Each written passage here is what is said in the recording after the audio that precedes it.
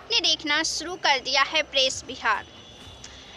JNU की पूर्व छात्र नेता और लेखिका सहला रशीद ने प्रधानमंत्री नरेंद्र मोदी की जमकर तारीफ की है। तारीफ करते हुए उन्होंने फेयर एडमिनिस्ट्रेटर बताया है कि उन्होंने पीएम मोदी की तारीफ करते हुए चलाई जा रही कई योजनाओं का भी जिक्र किया। लेखिका ने यह दावा किया कि उनकी योजनाओं का लाभ सभी तक पहुंच रहा है। उन्होंने ये भी कहा कि पीएम मुसलमानों के लिए किए गए कामों के बारे में प्रचार नहीं करते हैं। जब पूछा गया कि प्रधानमंत्री नरेंद्र मोदी अन्य नेताओं से कैसे अलग हैं, तो लेखिका सहला रशीद ने कहा कि देखिए, पीएम नरेंद्र मोदी जब भी कोई योजना लाते हैं, चाहे वो आवास योजना हो, मुद्रा योजना हो या कोई अन्य, इसका लाभ सभी को मिल रहा है। अगर आप सच्चर कमेटी की रिपोर्ट देखें तो उसमें ये बात लिखी हुई थी कि उस समय जवाहर योजना जैसे योजनाओं के तहत मुस्लिम महिलाओं के साथ भेदभाव किया गया था। बिना भेदभाव के आज सभी योजनाओं का लाभ मिल रहा है। न्यूज एजेंसी INS से बातचीत में सहला रशीद आगे कहती हैं कि आज पीएम नरेंद्र मोदी ने सारी व्यवस्थाओं को डिजिटल कर दिया है। कोई भी वहां पर आपके साथ भेदभाव करने के लिए बैठा हुआ नहीं है। सभी को बिना भेदभाव के इन योजनाओं का लाभ मिल रहा है। ये बहुत बड़ा बदलाव है दोस्तों, ये वाकई बहुत बड़ा बदलाव है।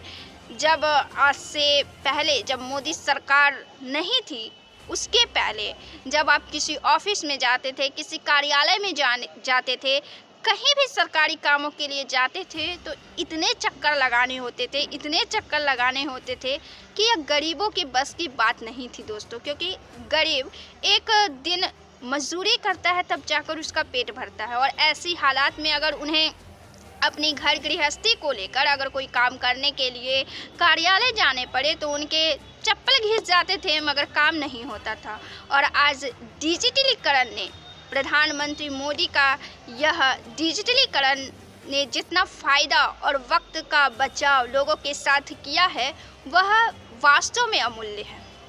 प्रधानमंत्री नरेंद्र मोदी के बारे में जो बात अलग है वो है अपने काम का प्रचार नहीं करते। वो ये नहीं कहते कि हमने मुसलमानों के लिए ये कर दिया, हमने मुसलमानों के लिए वो कर दिया, जबकि उन्होंने किया होगा।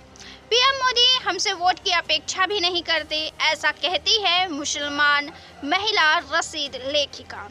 सहला रशीद ने पीएम मोदी की तारीफ करते हुए यह भी बतलाया कि पीएम मोदी कहते हैं कि सिर्फ 4 जातियां हिंदुस्तान में हैं, इसमें युवा, गरीबी, महिला और कुछ इस तरह का उन्होंने 4 कहा है।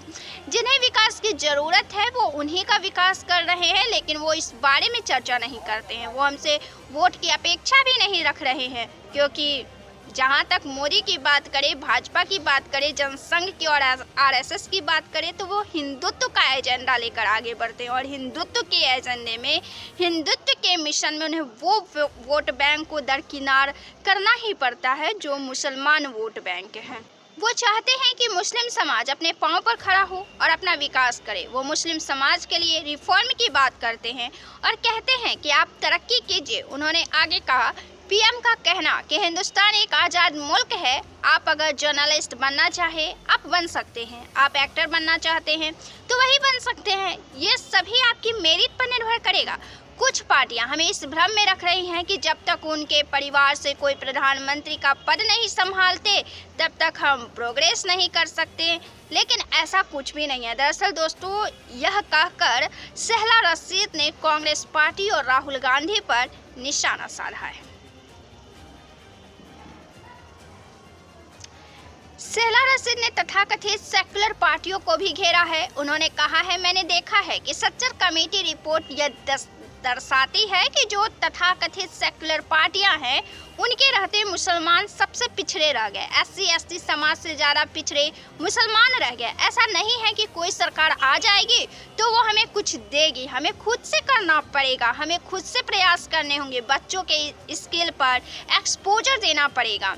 उन्होंने आगे यह भी कहा दोस्तों कि पीएम मोदी ने मुसलमानों को मैसेज दिया था और कहा था कि आप इन सब चीज़ों में मत पड़ो कि किसकी हुकूमत बनानी है, किसकी निगरानी है, आप ये देखें कि आप एजुकेशन में कहाँ हैं।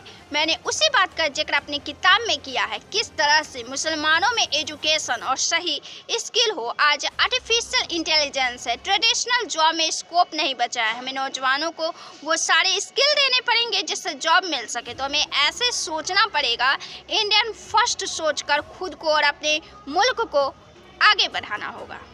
दोस्तों, आपका राय क्या है सहला रशीद को लेकर? आप उनकी राय को कैसे देखते हैं? उन पर आपकी क्या प्रतिक्रिया है? अपना जवाब जरूर दें। वीडियो को लाइक करें, शेयर करें और चैनल को सब्सक्राइब जरूर से करें। फिर हम मिलते हैं ऐसे ही खबरों के साथ अगले वीडियो में। तब तक के लिए मुझे दीजिए इजाज़त। बहुत बहुत धन्यवाद।